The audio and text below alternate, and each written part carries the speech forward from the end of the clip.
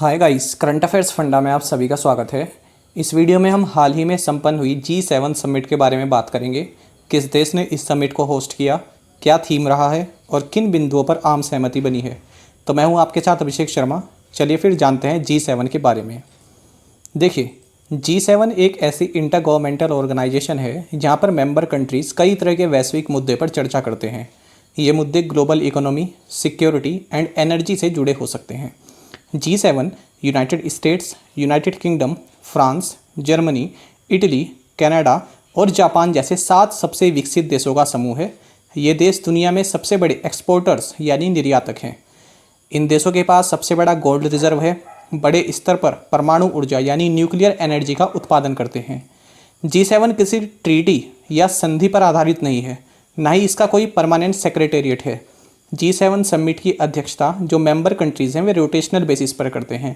ना ही ऐसा कुछ है कि जो भी जिन बिंदुओं पर इन पर आम सहमति बनती है वो किसी कानून का रूप ले लेते हैं या फिर बाकी कंट्रीज़ के लिए मानना वो बाध्य हो जाता है, ऐसा भी नहीं है।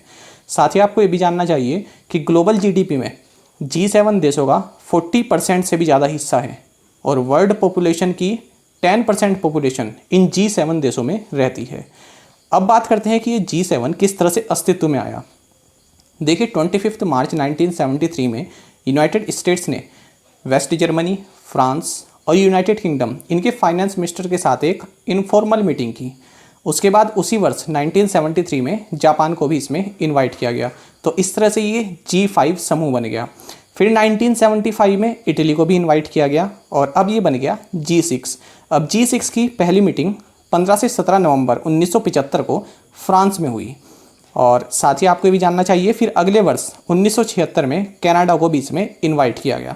तो इस तरह से जो आज हम G7 ग्रुप को जानते हैं, कनाडा के जुड़ने के साथ ही इसको फिर G7 कहा जाने लगा। और उसके बाद 1977 में यूरोपियन कमीशन को भी इनवाइट किया गया। और यूरोपियन कमीशन का आप ये जानिए कि जो ये मीटिंग होती है इसको जो होस्ट करता है ये केवल G7 कंट्रीज़ ही होस्ट करती हैं, इसको यूरोपियन कमीशन कभी होस्ट नहीं करता है। साथ ही आपको ये भी जानना चाहिए, ये G8 भी एक टाइम ऐसा आया कि जब ये G7 समूह G8 भी बना। कब बना? 1998 में, जब रशिया को यहाँ पर इनवाइट किया गया। 2014 तक फिर इसको G8 के नाम से जाना जाने लगा। फिर हुआ ऐसा कि रशिया ने यूक्रेन से क्रीमिया को एनेक्स कर लिया या उसको टेक ओवर कर लिया। उसके बाद रशिया को इस समिट से, इस ग्रुप से किक आउट कर दिया गया, यानी बाहर कर दिया गया और फिर से ये G7 समिट बन गई। अब जानते हैं जो ये G7 समिट 2021 हुई है इसके बारे में जानते हैं। तो देखिए, ये 47th G7 मीटिंग रही है और ये हुई है आपकी कैरिब्स बे होटल, कॉर्नवॉल, यूनाइटेड किंगडम में। 2013 के बाद यूनाइटेड किंगडम पहली बार इस समिट को होस्ट कर रहा है। साथ ही आपको ये भी जानना चाहिए कि इसमें G7 कंट्रीज़ के साथ साथ India, south Korea, south Africa और ऑस्ट्रेलिया को भी इनवाइट किया गया था। और इस बार G7 समिट का 2021 में थीम रहा है बिल्ड बैक बेटर। देखिए, बिल्ड बैक बेटर इसका मतलब होता है कि डिजास्टर्स से निपटने के लिए एक स्ट्रेटजी तैयार करना। तो आई होप आपको इसका मतलब भी समझ में आ गया होगा। तो देखिए, इन सभी लीडर्स ने इसमें पार्टिसिपेट किया है। कनाडा की ओर से प्राइम मिनिस्टर है जस्टिन ट्रूडो, फ्रांस के प्रेसिडेंट हैं इमैनुअल मैक्रोन, जर्मनी की चांसलर हैं एंजेला मेर्केल, इटली के प्राइम मिनिस्टर हैं मारियो द्रैगी और जापान के प्राइम मिनिस्टर हैं योशिहाइड सुगा। यूके जो कि होस्ट कर रहा है, इसके प्राइम मिनिस्टर बोरिस जॉनसन और यूनाइटेड स्टेट्स के प्रेसिडेंट जो बाइडन और आपके जो ये यूरोपियन काउंसिल है इसके प्रेसिडेंट ये हैं चार्ल्स मिशेल और यूरोपियन कमीशन की प्रेसिडेंट उर्सुला वॉन डेर लियन। तो इन सभी ने यहाँ पर पार्टिसिपेट किया है। अब जानते हैं किन किन मुद्दों पर यहाँ पर चर्चा हुई है। देखिए, ग्लोबल ट्रेड, फ्यूचर पैंडेमिक्स और क्लाइमेट चेंज यहाँ पर मेन मुद्दे रहे हैं। किस तरह से हम आपसी में अपने ट्रेड को बढ़ा सकते हैं और फ्यूचर पैंडेमिक्स यानी कि जैसे कोरोना की ये जो पैंडेमिक आई है, इसी तरह की अगर कोई आगे फिर से कोई ऐसी स्थिति देखने को मिले तो उससे किस तरह से निपटा जाए, किस तरह का इंफ्रास्ट्रक्चर हमें तैयार करना पड़े। साथ ही देखिए, आजकल जो भी समिट्स होती हैं उनका मेन मुद्दा क्लाइमेट चेंज जरूर रहता है। तो किस तरह से जो भी ग्रीन हाउस गैसेज हैं तो इनके उत्सर्जन को कैसे कम किया जा सके, ये जो है आजकल सभी मीटिंग्स में एक मुख्य विषय रहता है। साथ ही यहाँ पर G7 कंट्रीज़ ने ये भी कहा है कि 2022 के अंत तक जो पुअर कंट्रीज़ हैं उनको हम 1 बिलियन कोविड वैक्सीन्स प्रोवाइड कराएंगे। साथ ही इन्होंने इस बात पर भी आम सहमति जो है इनमें बनी है कि जो मल्टीनेशनल कंपनीज़ हैं उनको मिनिमम ग्लोबल टैक्स देना चाहिए। कितना? कम से कम 15% का। अब ये क्या चीज़ है, देखिए कुछ कंट्रीज़ ऐसी हैं जो मुनाफा तो बड़े बड़े देशों से कमाती है, लेकिन टैक्स कहाँ पर पे करती है? जहाँ पर उनके इंटरनेशनल हेडक्वार्टर्स बने हुए हैं। और उनके इंटरनेशनल हेडक्वार्टर्स बने होते हैं इस तरह की कंट्रीज़ में जहाँ पर कि टैक्स उन्हें कम देना पड़ता है।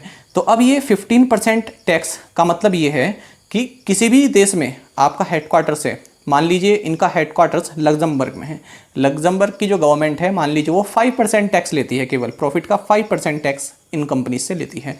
तो अब अगर ये जो है आम सहमति बन जाए सभी कंट्रीज़ में, तो उसके बाद क्या होगा कि लग्जमबर्ग भी कम से कम 15% चार्ज तो इनसे लेगा ही।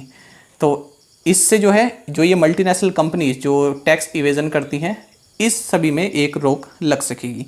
तो अभी ऐसा नहीं है कि इन्होंने कानून पास कर दिया है, अब ये इसको G20 में लेके जाएंगे, फिर वहाँ पर आम सहमति बनेगी, फिर जो है उससे भी ऊंचे फोरम में लेकर जाएंगे। जब सभी कंट्रीज़ में एक आम सहमति बन जाएगी तब जाकर कहीं ये जो है सफल हो पाएगा। तो 15% इन्होंने बोला है। साथ ही इन्होंने एक इंफ्रास्ट्रक्चर प्लान भी यहाँ पर बताया है, build back better world, B3W आप इसको कह सकते हैं। और इसको जो बीजिंग का belt and road initiative BRI जो है ये चाइना का, इसको काउंटर करने के लिए इन्होंने ये जो प्लान है इसको लॉन्च किया है। तो ये एक इंफ्रास्ट्रक्चर प्लान है, बिल्ड बैक बेटर वर्ल्ड। तो आप जानते हैं कि जो चाइना का बेल्ट एंड रोड इनिशिएटिव है 100 से भी ज़्यादा कंट्रीज़ इसमें शामिल हो चुकी हैं। तो कोई आम बात नहीं है, 100 कंट्रीज़ काफ़ी मायने रखता है। और चाइना का आपको पता है कि एक तरह से ट्रैप करता है, पहले कंट्रीज़ को इंफ्रास्ट्रक्चर के लिए लोन दे देता है, उसके बाद जब वे कंट्रीज़ लोन नहीं दे पाती तो फिर वहाँ पर अपना कब्जा जमा लेता है ज़मीन पर या फिर पोर्ट्स पर। जैसे कि एक उदाहरण आप देख सकते हैं श्रीलंका का। अब जो श्रीलंका का इन्होंने पोर्ट तैयार करके दिया था वो श्रीलंका के तो काम नहीं आया, और उसको जो है श्रीलंका को अपना डेट उतारने के लिए, जो चाइना से उन्होंने डेट लिया था वो उतारने के लिए फिर वो पोर्ट इन्हें चाइना को ही देना पड़ा है। तो इस तरह से चाइना करता है, एक्सपेंशन नीति चाइना अपनाता है। तो इसी को काउंटर करने के लिए G7 ने कहा है कि हम बिल्ड बैक बेटर वर्ल्ड इस तरह का एक इंफ्रास्ट्रक्चर प्लान तैयार करेंगे। ज़्यादा डिटेल इसके बारे में अभी इन्होंने नहीं बताई है। साथ ही इन्होंने ये भी कहा है कि 2035 तक जो डेवलपिंग नेशंस हैं उनको इंफ्रास्ट्रक्चर के लिए जो $40 ट्रिलियन की जो ज़रूरत है उसको भी हम सभी आम सहमति से पूरा करने की कोशिश करेंगे। तो देखिए यहाँ पर इंफ्रास्ट्रक्चर के बारे में काफ़ी जोर दिया गया है। Build back better world infrastructure से रिलेटेड है, और जो ये आपका डेवलपिंग नेशंस को जो 40 ट्रिलियन जो इनकी 40 ट्रिलियन की जो रिक्वायरमेंट है डेवलपिंग नेशंस को इंफ्रास्ट्रक्चर के लिए, उसकी पूर्ति भी ये G7 कंट्रीज़ करेंगे। साथ ही देखिए आपको ये भी जानना चाहिए कि जो ये G7 समिट होता है इसके बाद में क्या क्या इस पूरी समिट में हुआ है, उसके लिए एक डॉक्यूमेंट पब्लिश किया जाता है और इस डॉक्यूमेंट को बोलते हैं कम्युनिक। तो ये भी आपको जानना चाहिए।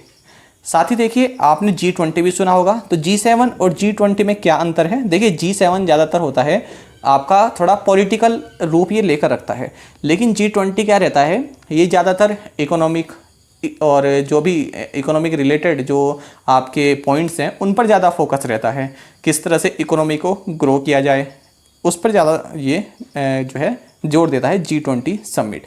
G20 का जो स्थापना है ये 1999 में हुआ था, और इसमें G7 कंट्रीज़, जितनी भी G7 कंट्रीज़ हैं ये सभी शामिल हैं।